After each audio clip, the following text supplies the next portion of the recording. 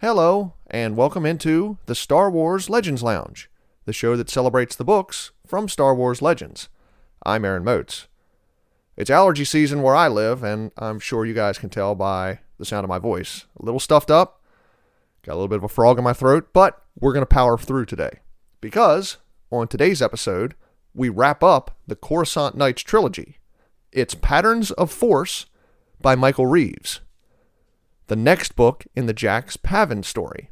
And I didn't know this until earlier this week, but there's one more Jax Pavin book called The Last Jedi, published in 2013. That's one of the last few Legends books that I still haven't read. I own it, but still haven't read it. But we're not talking about that book today. We're talking about Patterns of Force. Before we get to today's book, it's everybody's favorite segment of the show, listener emails. Today's message comes from a new listener, Victor. Victor says, "Do you think it's possible that Jedi Sentinels would be likely to escape Order 66 since they didn't seem to work as closely with clones and can blend in with the regular population easier than regular Jedi?" Well, thank you for the email, Victor. I can answer this two ways, literally and narratively.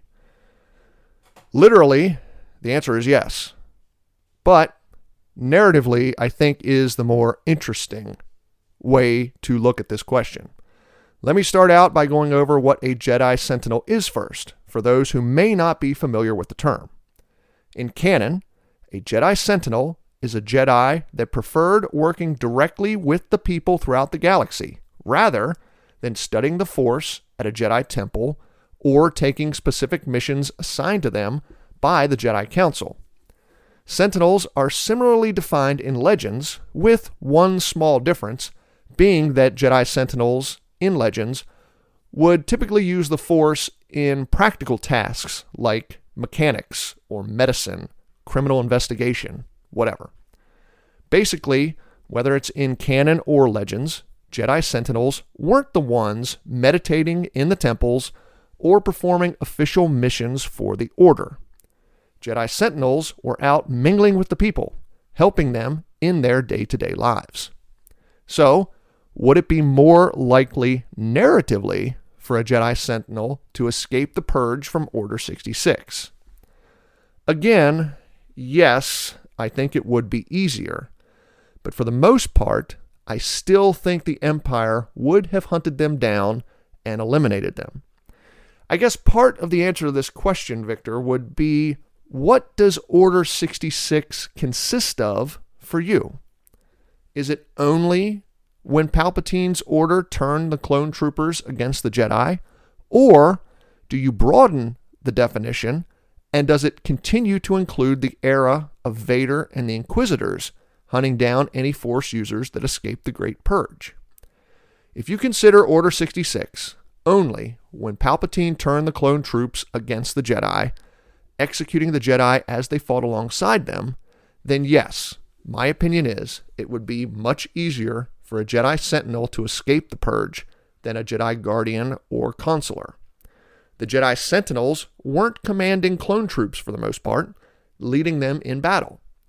Most of them were on their own, spread throughout the galaxy, helping design irrigation systems, building hospitals, settling disputes, etc.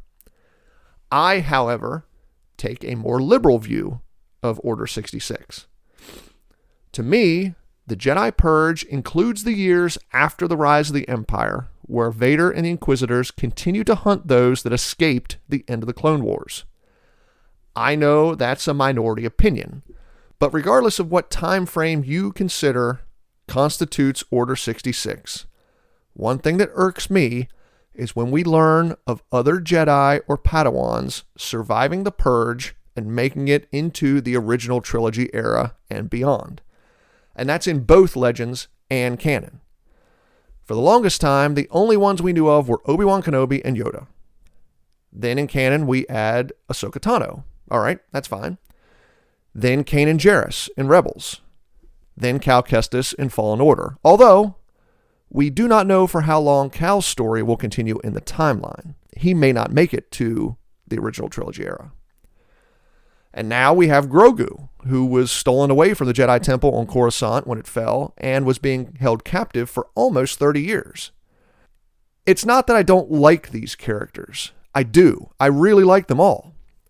But I like how back during the original trilogy, you knew just how overwhelmingly devastating the dark times were. And don't get me started on all the Jedi and Padawans that survived Order 66 and Legends. We'll be here all day. So, even if the Jedi Sentinels would have had a better chance of surviving the clones during Order 66, I do think they still would have been caught eventually by Vader and the Inquisitors and most likely executed. Because what makes the Skywalker saga special to me is that it's only Luke or Leia that could defeat Vader and the Emperor, and they're being protected and guided by two of the very, very few Jedi that escaped Order 66. Thank you very much for the email, Victor, and thank you for listening to the podcast. Now, if you would like to be a really cool person, just like Victor, and have a question or comment read on the show, send me an email at swlegendslounge@gmail.com or send me a tweet at legendslounge1. And if you'd like to get your voice on the show, please feel free. Record yourself. Give me your opinion about a legend story or anything in Star Wars. Record a 3 to 5 minute audio file and email it into the show. Just make it easy on me and please record it in either MP3 or MP4 audio format. Now it's time for today's book, Patterns of Force by Michael Reeves, the final installment in the Coruscant Nights trilogy. Grab yourself a drink. Let's head in to the Star Wars Legends Lounge.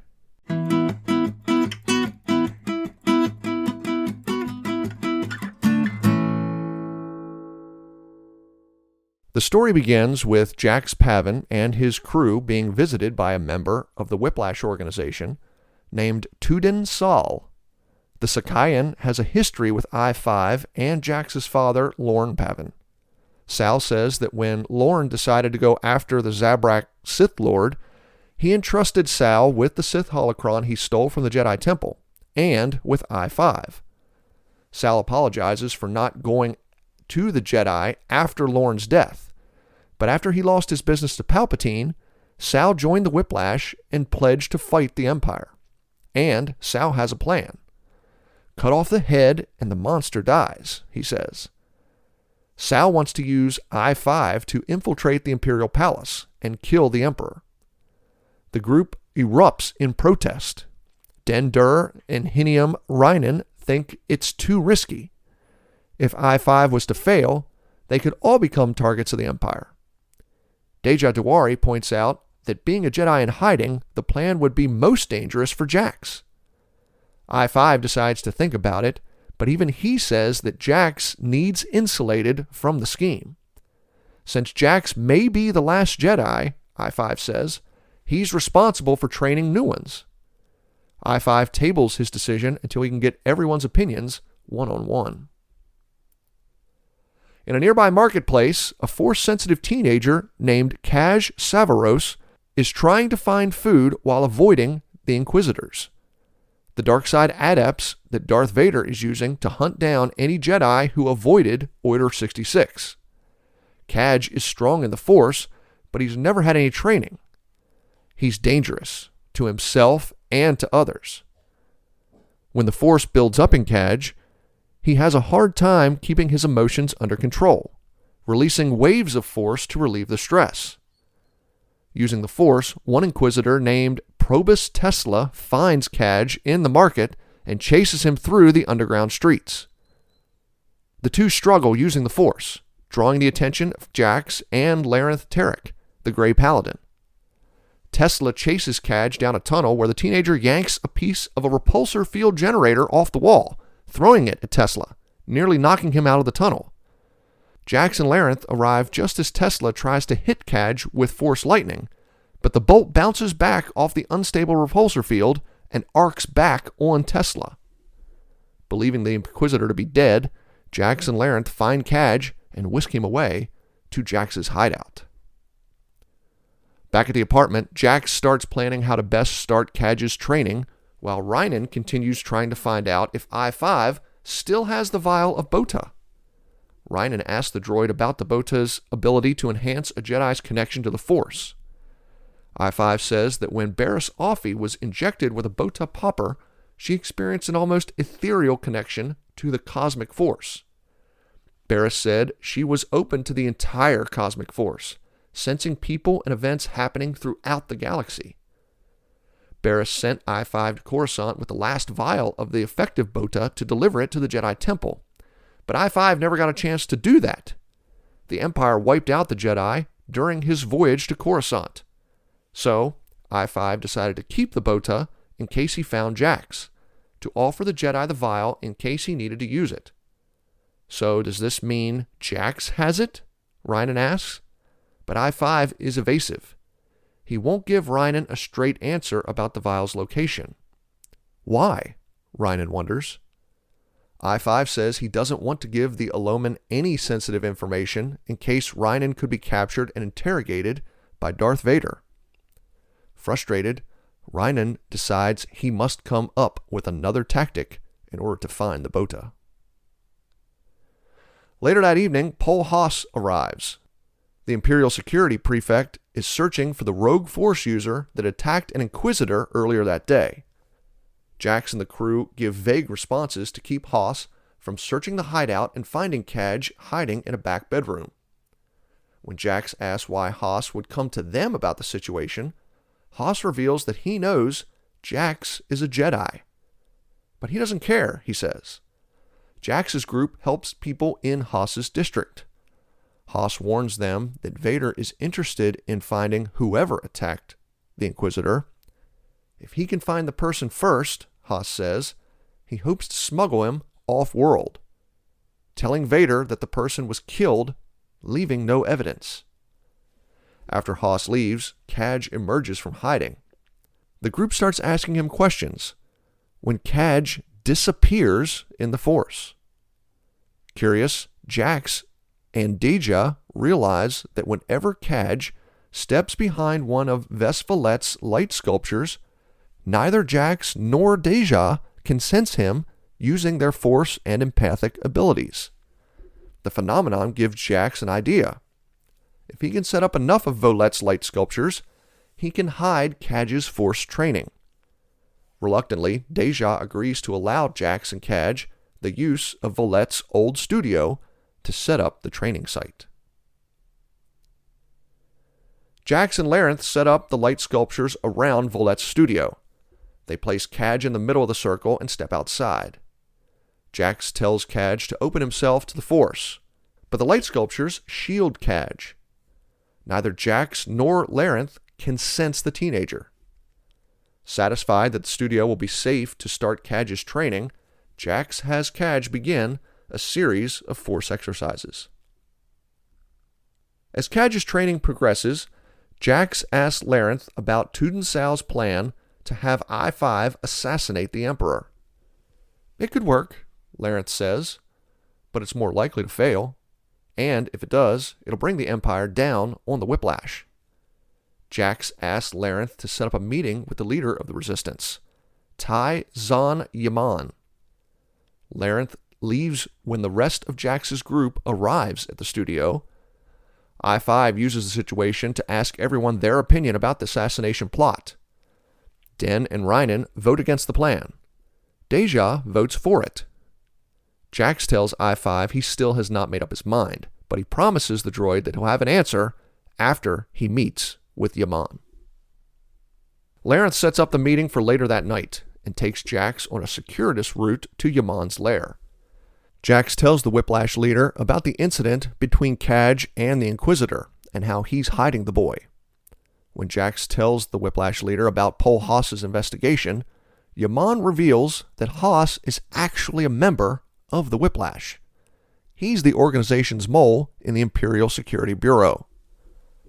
Yaman says that Haas is trying to protect the Resistance, but he'll need to give Vader and the ISB something to get the heat off their organization. Jax then asks Yaman about Tuden Sal's plan to have I-5 assassinate Palpatine. Yaman admits to not knowing about the scheme. Jax says he doesn't think Sal really cares about stopping the Empire's oppression. He thinks Sal wants revenge on the Sith for killing his friend and taking away his business.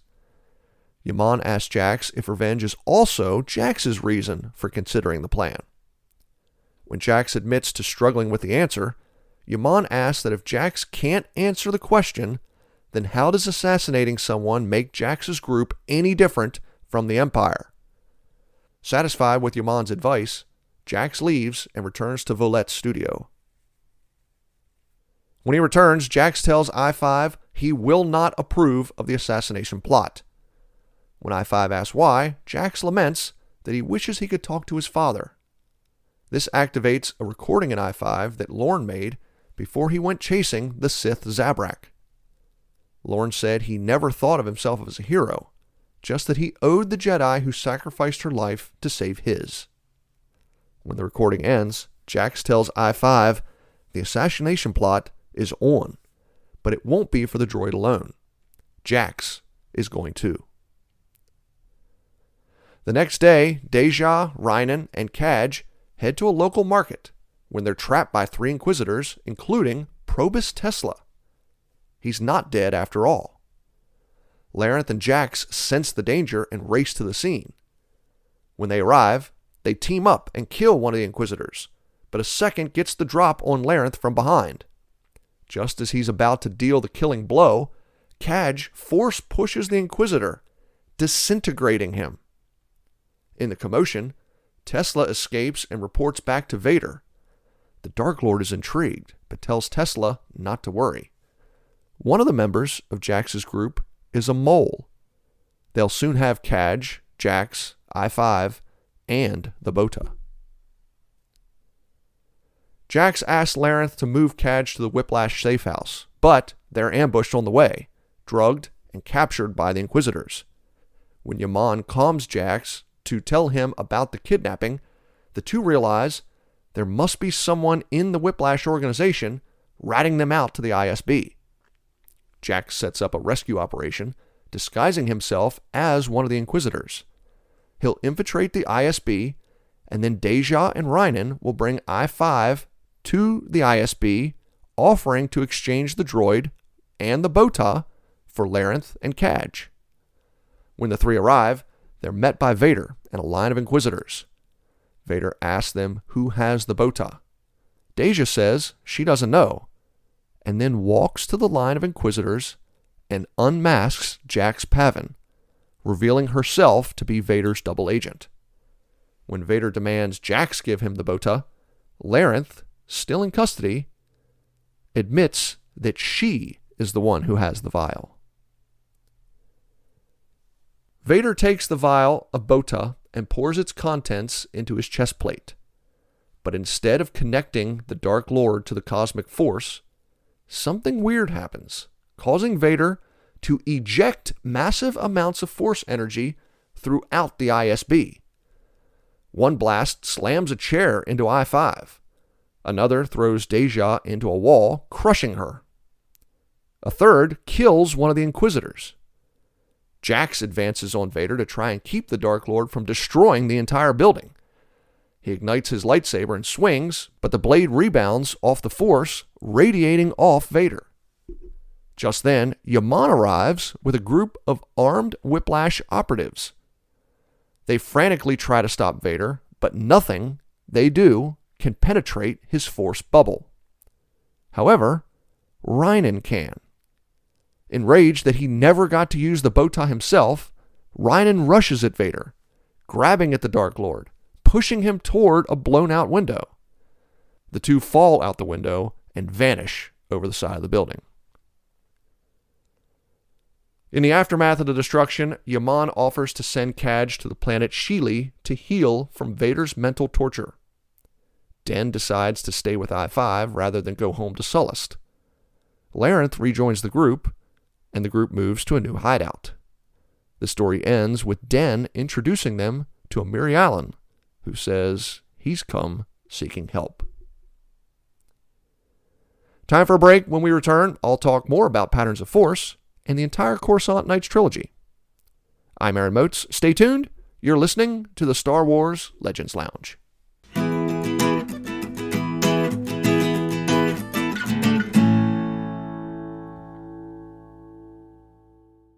Thank you for listening to the Star Wars Legends Lounge, where we celebrate the books from Star Wars Legends. But allow me to take a moment to recommend a book from Star Wars canon. Tarkin tells the story of a scion of Eriadu. A distinguished soldier and politician, Governor Wilhuff Tarkin rises through the Imperial ranks, believing that the fear of force is the most efficient way to rule. It's a story of action and intrigue. That's Tarkin by James Luceno.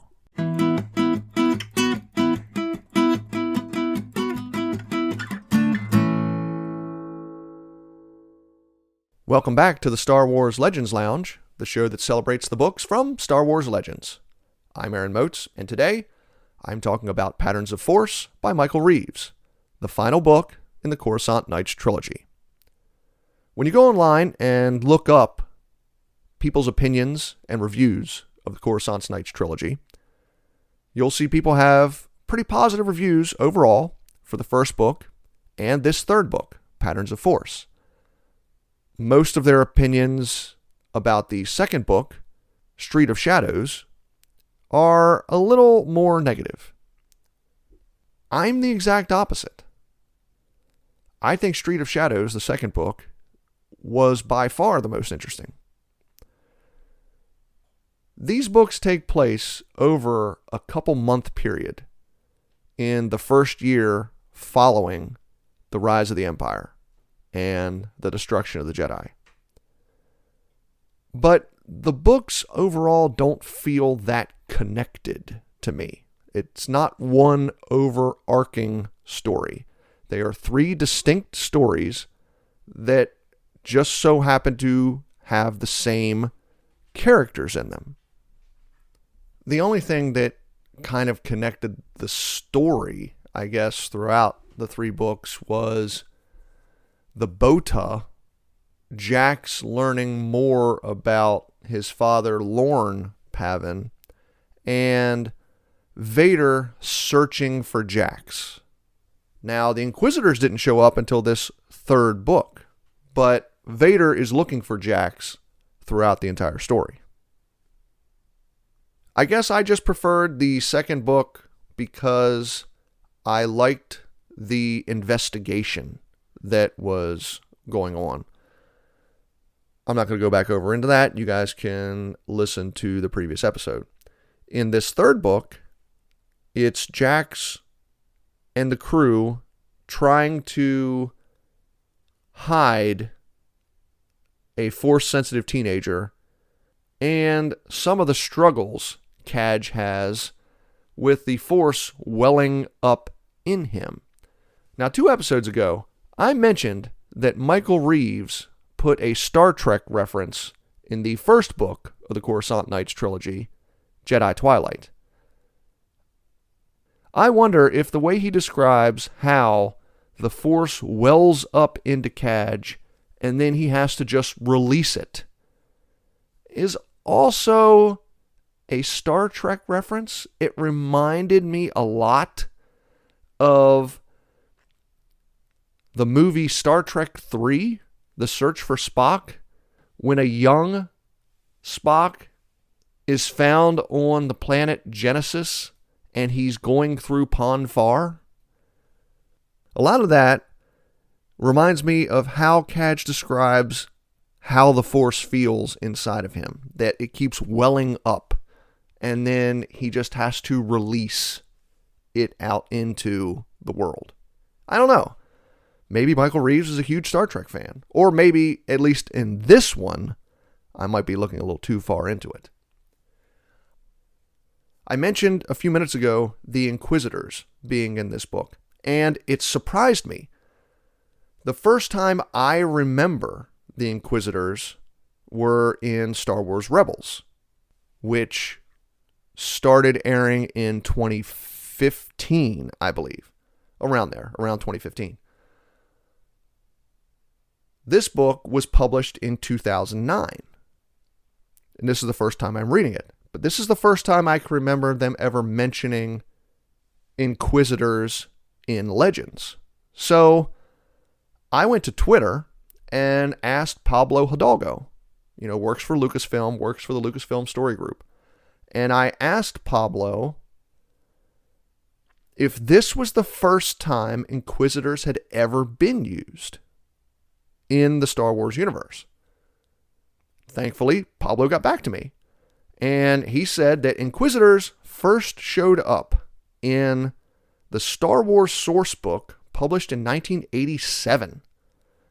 And then they showed up again in the mid-90s in the role-playing game, the West End role-playing game that was published in the mid-90s. And basically, the Inquisitors were designed in the role-playing game to send after your Jedi because Vader was so powerful. Your Jedi wouldn't last a long time against Vader. And that makes a lot of sense. So these Inquisitors were sitting there from an RPG and a source book in the late 80s and early 90s. They were used in Rebels in 2015, and I guess Michael Reeves must have at least known about them in order to use them in this book, 2009. So narratively, I think this is the first time Inquisitors are used in Star Wars. It's pretty cool to learn. It was pretty cool to learn the backstory. I really appreciate Pablo Hidalgo responding to my question. I admit, when the Inquisitors first show up in Rebels, I was a little skeptical. But the more I thought about it, the more I saw of the Inquisitors in both Rebels and some canon books, and now here in a Legends story, it makes a lot of sense. I'm not going to say they're my favorite, but it's not something I dislike. I actually am more on board with using Inquisitors than I was when I first saw them. Back to this story as a whole. I think Patterns of Force is one of those Legends books that is a fun read, but is definitely not a necessary read. In fact, I would say the entire Coruscant Nights trilogy is not a necessary read. There are some good things in them. It's interesting that in the books that Michael Reeves either authored or co-authored, except for the first one, Death Star, in the 6 others, the MedStar duology, this Coruscant Nights trilogy, and I went ahead and did a little bit of research on the last book, The Last Jedi. In those 6 books, many of the same characters appear. And that's cool. It links the stories. If you are a fan of these characters, it makes their story arcs interesting. I just don't find these characters that interesting. I-5 is a sentient droid. I'm not sure how much that works for me. George Lucas has always said droids are just the toasters that either walk around or wheel around. Now, he knew that 3PO and R2 were important characters to Star Wars, and he gave them their own personalities. But I wouldn't say he gave them sentience. They're not living organisms. And I would say the droids that show up in all other Star Wars media, while they are cute, funny, sassy, sarcastic, some are downright hilarious, I wouldn't say that any of them were sentient. And I'm not sure how much a sentient droid works overall, but that's just my opinion. I really liked the character of Den Dur in the MedStar duology. In this trilogy of books, Den is more of a supporting character, and I understand why. This is the Jax Pavin story. So I don't have a big deal about that. I personally, though, think Den is a little more interesting than what any of the other characters are. But I've been criticizing this book a ton. What does the book do well? The book introduces Inquisitors into the Star Wars Legends timeline. Jax Pavin struggles with wanting to know more about his father, struggles with really wanting to continue the Jedi line. Jax feels the responsibility of possibly being the last Jedi that survived Order 66. Larenth Tarek, the Twi'lek, also survived, but she left the Jedi. She does not consider herself a Jedi. She considers herself something called a Gray Paladin.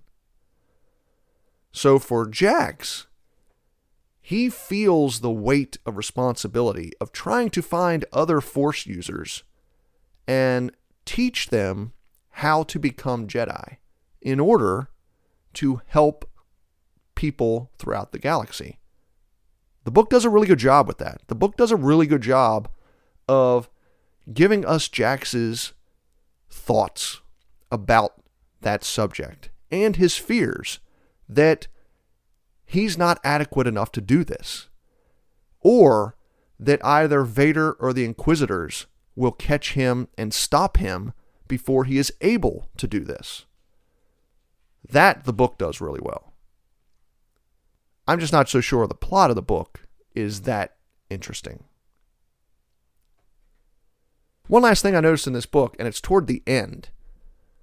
I-5 says that Barriss Offee gave him the Vial of Bota nearly 2 decades ago.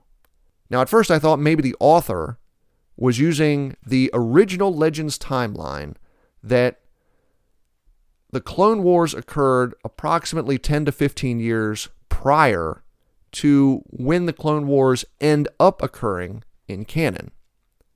Even though this book was published in 2009 and Revenge of the Sith revealed the timeline between episodes 3, Revenge of the Sith, and episode 4, A New Hope, maybe Reeves was using that original timeline in Legends for when the Clone Wars occurred. But I think it's more likely that Reeves simply made a mistake, because if you look at the rest of the Coruscant Nights trilogy, Jedi Twilight takes place only 2 or 3 months after the rise of the Empire.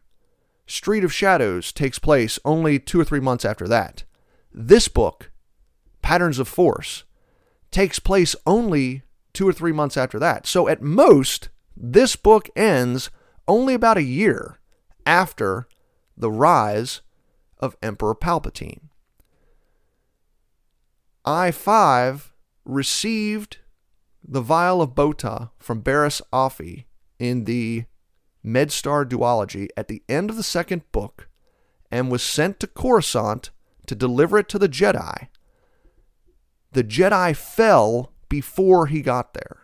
So, I-5 received the Bota only at most a couple months before Order 66. And that's kind of the timeline that Reeves gives in the rest of this Coruscant Nights trilogy. I think just this one thing toward the end of the book was a mistake he made, and I don't think his editors caught it. Instead of 2 decades ago, maybe he meant to say 2 years ago. While I still think that would have been a little long on the timeline, that would at least be more believable. But it says 2 decades ago. So I just think there's a little misprint in this book. Well, time to wrap up. Thanks for tuning in to this episode of the Star Wars Legends Lounge. On our next one, we're heading back into the X-Wing series, Wraith Squadron by Aaron Alston. Join me again on April 1st. Until then, if you have a question or comment for the show, please send me an email at swlegendslounge@gmail.com or a tweet at legendslounge1. I'd love to hear from you. And if you want to get your voice on the show, record your own 3 to 5 minute audio file and email it to swlegendslounge@gmail.com. Give me your opinions about a book, movie, TV show, whatever. Legends, canon, I don't care. I'd love to hear from you. Just please record it in either MP3 or MP4 format, please. Once again, thank you so much for listening to the Star Wars Legends Lounge. I'm Aaron Moats. May the Force be with you, and remember, there's always a bit of truth in Legends.